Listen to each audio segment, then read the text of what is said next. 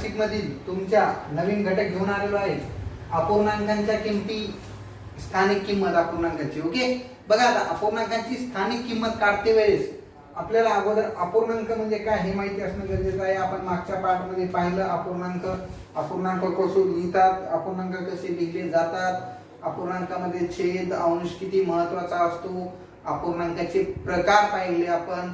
Okay, चला तर आज आपण त्यांच्या किमती काढणार आहोत.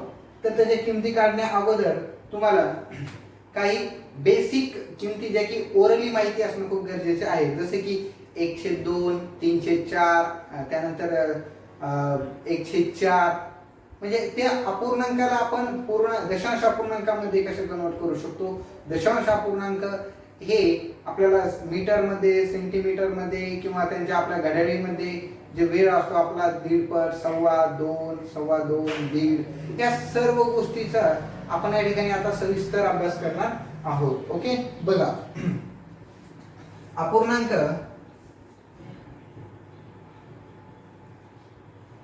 म्हणजे पूर्ण नसलेला अंक. ओके, बघा या ठिकाणी 3/4. आपण ज्या वेळेस या 3/4 ला अपूर्णांक म्हणतात व्यावहारिक अपूर्णांक.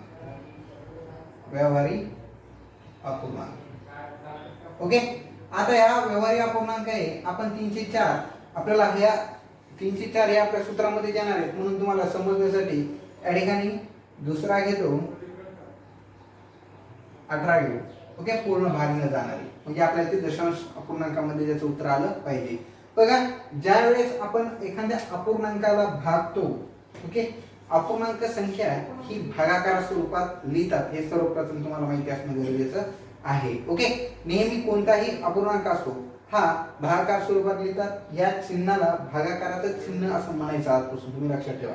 ओके, कारण की छेदामधील संख्यातील अंशामध्ये असणाऱ्या संख्येला काय केलं जातो, भाग दिला जात असतो. ओके, जर भाग दोन्ही संख्येला जात असेल तर एकदा दोन्ही संख्येला देऊन पाहायचा.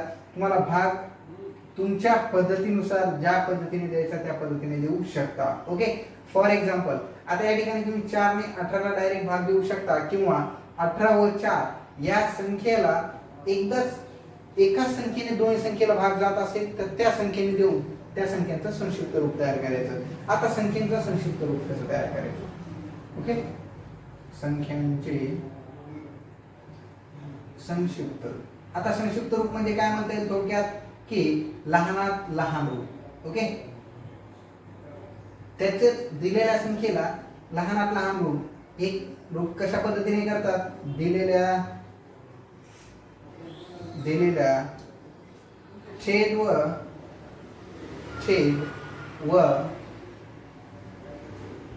अंश, छेद व अंश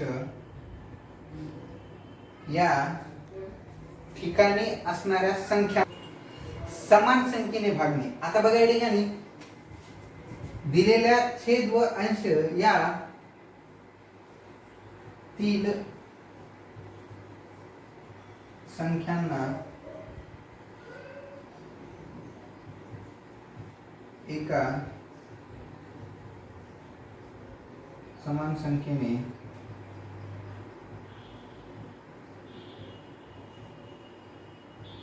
दोन्ही संख्येस भागणे. आता बघा या ठिकाणी जर त्यांचं संक्षिप्त रूप करायचं असेल संख्येचं तर काय करता येईल आपल्याला. या ठिकाणी या दिलेल्या छेद व अंशाला काय करायचे, एकाच समान संख्येने भागायचंय. म्हणजे जर याला 3 ने जर भाग जात असेल तर दोन्ही वेळेस 3 नेच भाग द्यायचा. जर 4 ने भाग जात असेल तर दोन्ही वेळेस 4 नेच भाग द्यायचा आहे. तुम्हाला ज्या संख्येने दोन्ही संख्येला, त्यासाठी तुम्हाला मी कसोट्या पाठ करायला सांगितल्या होत्या. पाठ जर केले असतील तर तुम्हाला समजेल. आता या ठिकाणी 1 आणि 8 यांची बेरीज किती होते, 9 होते. म्हणजेच तुम्हाला त्या ठिकाणी 3 ने भाग जातो हे सांगता येईल. ओके, त्याच पद्धतीने तुम्हाला 4 ने भाग जातो किंवा नाही हे ठरवण्यासाठी काय करावं लागेल, 4 ची कसोटी माहित असणं गरजेची आहे. काय म्हणते 4 ची कसोटी, जर संख्येच्या एकक स्थानी व दशक स्थानी मिळून ज्या संख्या तयार होते त्या संख्येला जर 4 ने भाग जात असेल तर त्या संख्येला 4 ने पूर्ण भाग जातो. 18 ला 4 ने भाग जातो का, नाही, म्हणजे 4 ने जात नाही. दोन्ही समसंख्या आहेत म्हणजेच 2 ने त्या संख्येला पूर्ण भाग जातो. म्हणजेच 18/4 जर 2 ने भाग दिला, 2 ने भाग दिला तर त्याचं संक्षिप्त रूप तयार होतं. त्या ठिकाणी काय करता येईल, बे1 बे दोन्ही 4, बे1 बे 92 18 म्हणजेच 9/2 हे झालं या 18/4 चं संक्षिप्त रूप. ओके. मग याला व्यवहारिक अपूर्णांक आहे, याची किंमत आपल्याला काढायची आहे दशांश अपूर्णांकामध्ये. तुम्ही या 4 ने 18 ला भागा किंवा 2 ने 9 ला भागा, दशांश अपूर्णांकामध्ये उत्तर जे येणार आहे ते सारखंच येणार आहे. ते कसं येणार आहे, सारखंच येणार आहे. चला दोन्ही ठिकाणी आपण करून पाहूया. ओके. 18/4 बघा, 4 चा पाडा 18 पर्यंत म्हणा. 4 1 4, 4 2 8, 4 3 12, 4 4 16, 4 5 20. 20 मोठे होतात, 4 चोक 16. 4 चा पूर्ण भाग बसतो, 4 चोक 16 म्हणजेच या ठिकाणी 2 राहतात. आता या ठिकाणी दशांश देऊन आपण काय करू शकतो, 0 घेऊ शकतो. दशांश देऊन जर 0 घेतलं तर उत्तर किती येईल बेटा. आता या ठिकाणी 4 ने या 20 ला जर भाग दिला तर 4 पंचे 20 येईल. ओके. चला 4 पंचे 20 म्हणजे तुमचं पूर्ण उत्तर आलेलं या अपूर्णांकाचं, दशांश अपूर्णांकाची किंमत आलेली 4.5. ओके. आता या ठिकाणी यांचंही जर एवढं येत असेल तर हे याचं संक्षिप्त रूप आहे, अन्यथा नाही. 2 चा पाडा 9 पर्यंत म्हणा. चला बे1 बे दोन्ही 4, बे3 6, बे चोक 8, बे पंचे 10 मोठे होतात म्हणून बे चोक 8 1 राहतो. आता 1 ला आपण भाग देऊ शकत नाही म्हणून दशांश द्यायचा, 0 घ्यायचा. पुन्हा बे चा पाडा 10 पर्यंत, बे1 बे 2 4, बे3 6, बे 4 बे पंचे 10, बे पंचे 10 म्हणजेच 5 चा भाग बसला. ओके. बघा दोन्ही उत्तर कसे आहेत, सारखेच आहेत. म्हणजेच 18/4 चं संक्षिप्त रूप 9/2 बरोबर आहे.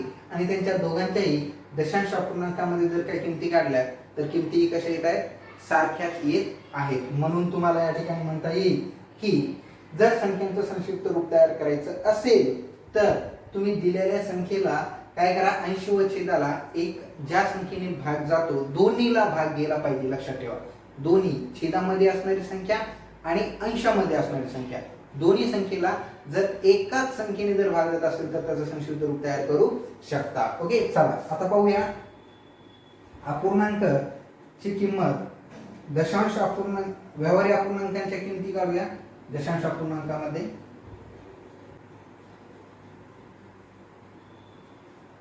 बघा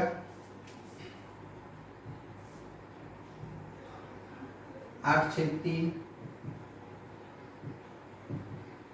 प्रश्न घेऊया अगोदर 3. 82/7, 83/9. ओके.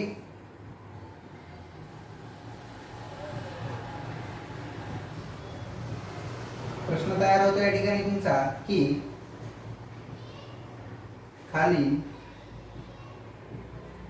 दिलेल्या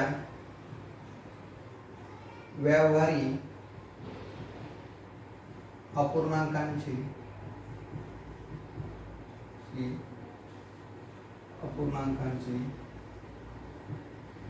दशांश अपूर्णांक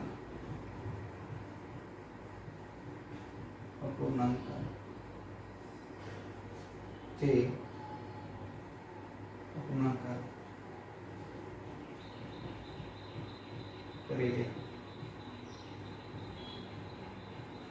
ओके. उत्तरे लिहा. आता बघा आपल्याला दशांश अपूर्णांकामध्ये त्यांना कन्वर्ट करायचं आहे. म्हणजेच काय करता येईल बेटा त्या ठिकाणी, तर 80 व छेद यांना समान भाग जातो का ते पहा. अन्यथा समान जर भाग जात नसेल तर डायरेक्टली छेदातील संख्येने अंशातील संख्येला काय करा, भाग द्या. ओके.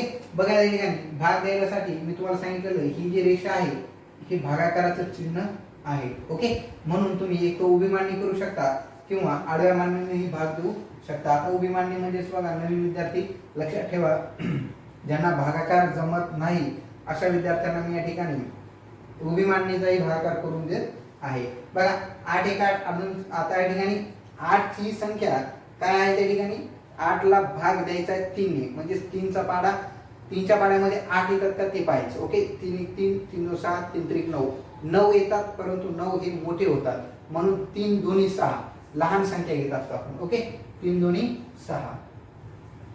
भाग दिल्याच्या नंतर या दोन संख्यांची काय केले जाते, वजाबाकी केली जाते. या ठिकाणी चिन्ह दिलेलं पहा वजाबाकीचं, म्हणजे 8 मधून 6 गेले किती राहतील, 2 राहतील. आता या ठिकाणी 3 ने 2 ला पूर्ण भाग जातो का, नाही, म्हणून दशांश चिन्ह देतो आपण आणि या ठिकाणी एक शून्य घेतो. ओके, मग आता या ठिकाणी 3 ने जर काय 20 ला भाग दिला तर किती येतो बेटा, 3 1 3, 3 2 6, 3 3 9, 3 4 12, 3 5 15, 3 6 18, 3 7 21, 3 7 21 मोठे होतात म्हणून काय घ्या, 3 6 18. ओके, 3 6 18, पुन्हा 2 राहतात. ओके, आता या ठिकाणी एकदा दशांश दिल्यावर इकडे शून्य तुम्हाला किती घेता येतात, पुन्हा 3 6 18, पुन्हा 2 राहतात, पुन्हा 3 6 18, पुन्हा 2 राहतात. मग अशा पद्धतीने 2 राहतात म्हणजे ही 6 ची आवृत्ती झालेली आहे. ओके, म्हणजे या संख्येचं उत्तर आपल्याला दशांश अपूर्णांकामध्ये 2.66 किंवा 6 ची आवृत्ती असंही म्हणता येईल. ओके, आता या ठिकाणी पहा 7 ने 82 ला पूर्ण भाग जातो का पहा, 7च्या पाड्यामध्ये 82 येत नाही किंवा त्याच्या पटीतही ती संख्या नाहीये, म्हणून काय करूया आपण, भाग देऊया डायरेक्ट. ओके, ज्या पद्धतीने आपण 3 ने 8 ला भाग दिला होता त्याच पद्धतीने याही संख्येला भाग देऊया. आता या ठिकाणी पहा 8 ही 7 पेक्षा मोठी संख्या आहे. ओके, म्हणून 1 चा भाग अगोदर जाणार आहे. बघा या ठिकाणी 82, 7 1 7, 7 दोन्ही 14 मोठे होतात, परंतु 7 1 7 भाग जातो. ओके, म्हणून 8 मधून 7 गेले किती राहतात, 1 राहतात. हे दोन दशाला तसे खाली घ्या, आता दशांश द्यायची आवश्यकता नाही. ओके, नंतर पहा 7 आणि 12 यांचा भागाकार करायचा असेल तर 7 1 7, 7 दोन्ही 14 मोठे होतात म्हणून पुन्हा 7 1 7. आता या ठिकाणी 12 मधून 7 गेले 5 उरतात. आता आपण या 7 ने 5 ला भागू शकत नाही, कारण की 7 ही मोठी संख्या होती 5 पेक्षा, म्हणून भाग पूर्ण जात नाही. म्हणून काय करूया या ठिकाणी आता दशांश देऊया. ओके, आणि या 7 ने 5 ला भाग देण्याऐवजी 0 ठेवून 50 ला भाग देऊया. ओके, म्हणजे आता या ठिकाणी 5 च्या ऐवजी काय झालेली संख्या 50 झालेली आहे, कारण की वरी आपण दशांश ठेवलेला आहे. मग 7 साठी 49, लक्षात ठेवा 7चा पाडा 7 साठी 49, 7 8 56 मोठे होतात म्हणून 7 साठी 49, सॉरी 7 चा भाग असतो या ठिकाणी 49. ओके, आता या ठिकाणी 50 मधून 49 गेले 1 राहतात, एकदा दशांश दिलेलं आहे म्हणून पुन्हा 0 घेतात, 7 1 7. आता या ठिकाणी 3 राहतात, पुन्हा 0 घेतला, 7 3 21, 7 4 28. ओके, पुन्हा 2 राहतात, पुन्हा 0 घ्या, पुन्हा 7 3 21 मोठे होतात, 7 2 14, पुन्हा 6. म्हणजे असा पूर्ण संख्या भाग जात राहणारच आहे.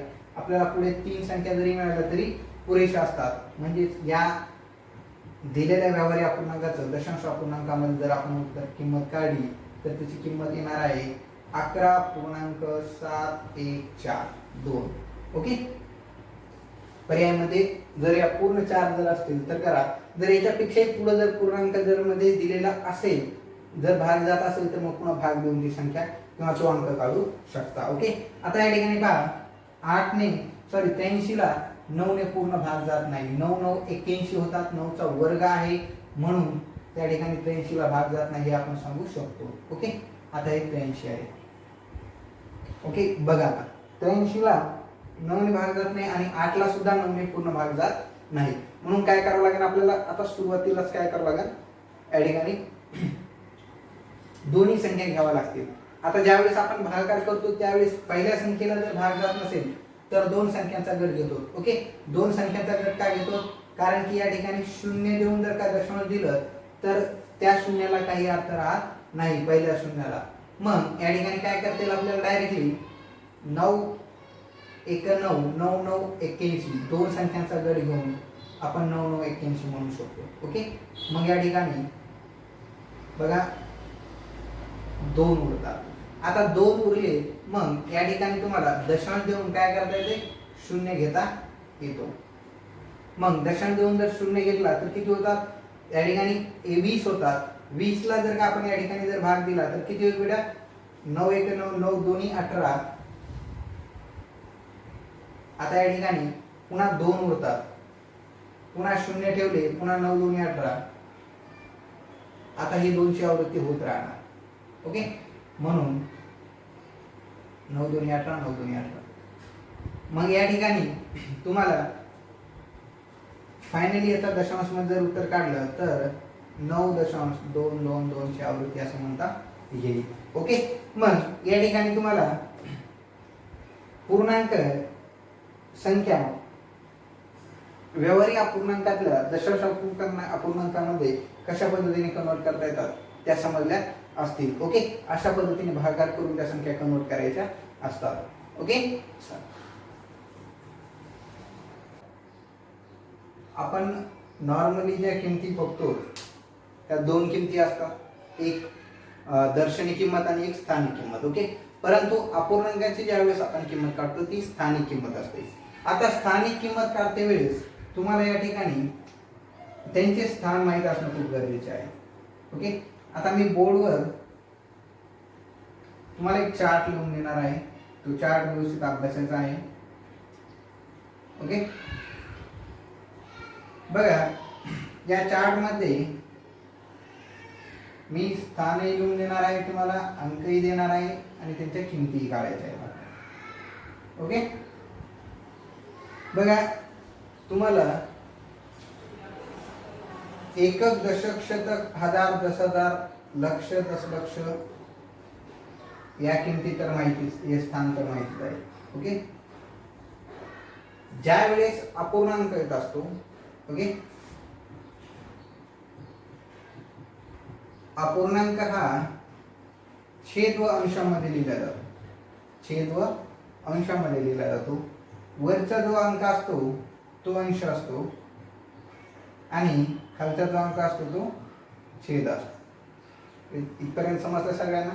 ओके, हे बेसिक तुम्हाला मी अगोदर सांगितलेलं आहे. ओके, आता आपण या ठिकाणी एक संख्या घेणार आहोत आणि त्या संख्येचं काय करणार आहोत आपण, त्यांचे स्थान कोणकोणते आहेत आणि त्या स्थानांवरून आपल्याला त्यांच्या किमती ठरवायच्या आहेत. ओके, आता या ठिकाणी 282.307 ही संख्या घेणार आहोत. ओके, मग आता या ठिकाणी या पॉइंटला मराठीमध्ये दशांश म्हणतात. काय म्हणतात, दशांश. दशांश अपूर्णांक हा एक काय आहे, अपूर्णांकच आहे. ओके, मग ज्यावेळेस आपण दशांश अपूर्णांकाच्या किमती ठरवतो त्यावेळेस आपल्याला ज्या दशांश चिन्ह दिलेलं आहे, आता दशांश चिन्ह म्हणजे एक टिंब असतो बघा. ओके, या टिंबाच्या हे जे गोल केलेलं सर्कल आहे, टिंब आहे, या टिंबाच्या या साईडच्या ज्या संख्या असतात त्या सर्व संख्या जे काय आपण या ठिकाणी दिलेल्या त्या घेऊया. 3 व 7 आहेत, याचं वाचन 37 न करता 0.37 अशा पद्धतीने करतात. आणि त्याच्या डावीकडील ज्या संख्या आहेत ते 282, त्याला डायरेक्ट वाचन करतात 282.37. आता या ठिकाणी आपल्याला 37 का घ्यायचं व याला 282 का म्हणायचं हे पूर्ण अभ्यासायचं आहे. ओके, बघा मग आता या ठिकाणी दिलेल्या संख्या मध्ये 282 पॉइंट, मी या ठिकाणी पॉइंट म्हणतो त्याला दशांश म्हणतात, लक्षात ठेवा. मराठीमध्ये मी प्रयत्न करेन दशांश म्हणण्याचा, पण शक्यतो आपल्याला पॉइंट हा शब्द जास्त तोंडावर असतो. ओके, बघा 282.37 ही संख्या आहे आपल्याला या ठिकाणी 282. ओके, .37. ओके, आता आपल्याला त्यांचं स्थान काढायचं आहे. ओके, आता या दशांशच्या उजवीकडे जे दशांश आहे त्याच्या उजवीकडे जे स्थान असतात त्याला दशांश, शतांश असे म्हणतात. तर दशांशच्या डावीकडील स्थानाला एकक, दशक आणि शतक. ओके. आता या ठिकाणी याला दशांश आणि शतांश का म्हणतात, तर ती पूर्णांक संख्या नाहीये.